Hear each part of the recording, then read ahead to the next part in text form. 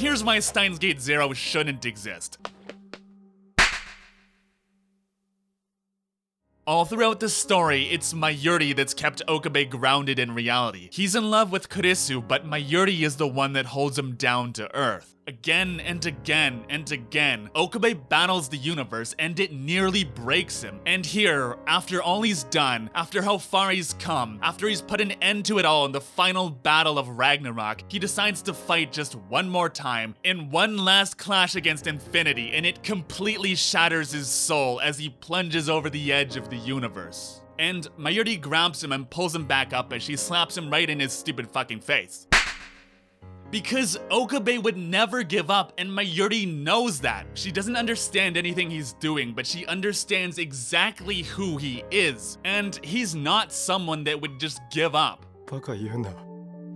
俺が何十回失敗したと思ってる。 Mayuri knows that this wouldn't break Okabe. In fact, future him says exactly this. その辛さが俺に執念を与えた。いくつもの世界線を旅してきたからこそ。クリスを助けたいと思うお前はそこにいる。 This is who Okabe is. Pain doesn't make him weaker, it only makes him stronger. And so when Mayuri slaps him, it's a wake-up call, it's a taste of the energy, of the pain that drives him forwards from the one person who knows him, no matter how down and defeated he is, to the real Okabe sitting right in front of her. オカリーは途中で諦める人じゃないよ。マユシーは知ってるもん。 Mayuri doesn't understand much, but she does understand him. She understands the human heart. She understands none of the complex things in Steins Gate, but 100% of the simple things. She understands love and compassion and truth and honesty and goodness. Mayuri is the one he saves because she represents the beauty of the everyday and all of the things that make life worth living. I've said it before and I'll say it again. Okabe and Mayuri are the yin and yang of this story. Okabe, time and time again, reaches out into the universe, and Mayuri is the one that holds him to Earth, making sure he never gets too lost, circling the shadows of infinity. Why do you think he does this at the end? Stardust handshake? Mayuri's signature move? Do you think it's a coincidence? I don't fucking think so. Compare this with the very first episode.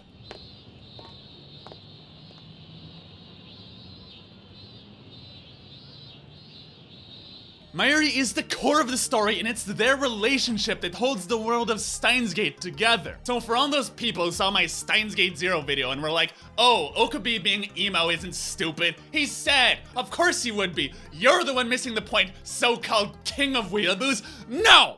He wouldn't. He would not just be sad and emo like this. Uh-oh. There is no world in which Mayuri does not slap him. And there is no world where he just completely gives into this pain.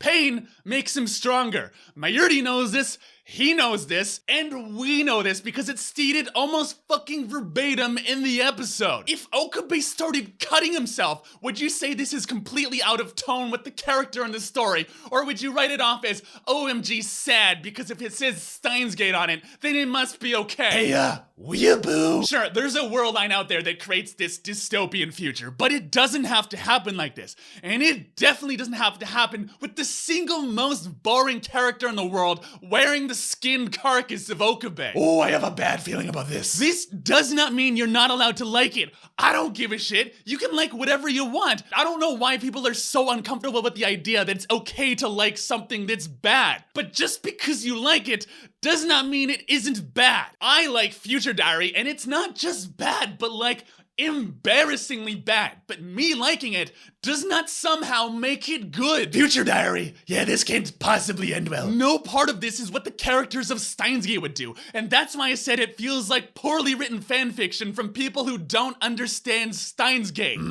Because every part of this just butchers the characters and the story so they can shove terrible fan service on our faces. And here we go. We seriously need to stop this. We need to stop pretending that just because we like something means we have to take every bit of bullshit rammed down our throats by any company that smells enough dollar signs. Okay, let's just let him finish. I know you can do this. If Star Wars fans eventually got there, so too can you. I mean, I don't know how it took so long. Rogue One was like literal orders of magnitude worse than episode 9, what with being the literary equivalent of edgy Sonic the Hedgehog fanfiction written by a 12-year-old who paradoxically does not know how computers work. But they eventually got there, so too can you. Oh sure, compare your mirrors to Sonic fans, that'll go over well. Okay, I guess when I said I don't care what you like, I lied. I don't care what you like as long as it's something original, but liking shit like this isn't liking a story. It's sucking off a pathetic cash grab from whatever fuck-off company that catches the scent of money, tainted with the blood of whatever franchise they're about to murder. And I wouldn't give a shit about murdered franchises, except that every bit of wank like this means one less potential Steins Gate in the world. Fuck.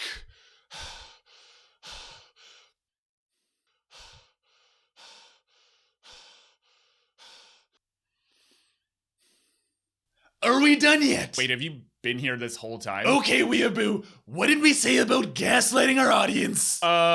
We said to do it. We said don't do it. We said don't do it. And why did we say don't do it? Because it's just a fucking anime? Because it's just a fucking anime. But... So then what the fuck? Because it's written like bad fanfiction and its only real merit is terrible fan service. So then tell me, how many Steins Gate doujinshi do we have right here? I mean, not that many. Last time we had this talk, you had what, 5? Yeah, I mean, that sounds about right. And pray tell, about how many is this? I mean, maybe like 20. Okay, let's get this straight. You have 20 different pornographic fan comics on your shelf, and you're sitting here complaining about poorly written fan service that feels like fan fiction. Is that right? Yeah, I guess that's about right. So then, tell me what the difference is. Well, for one, you can't really jerk off to Steins Gate Zero. You're telling me the difference between this and Steins Gate Zero is that one of these is literally pornography. I mean, when you put it like that. So then what? See, it just feels like a cheap cash grab from people like me. And what exactly is the problem with that? Because existing solely to make money is the antithesis of art, which is,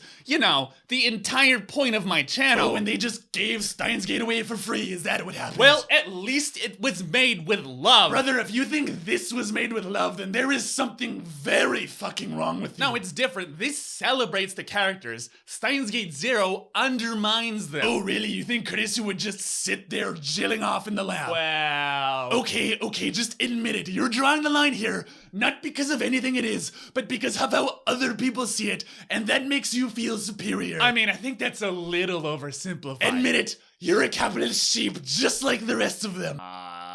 Say it. Say it! I'm a capitalist sheep! Oh god, fuck me!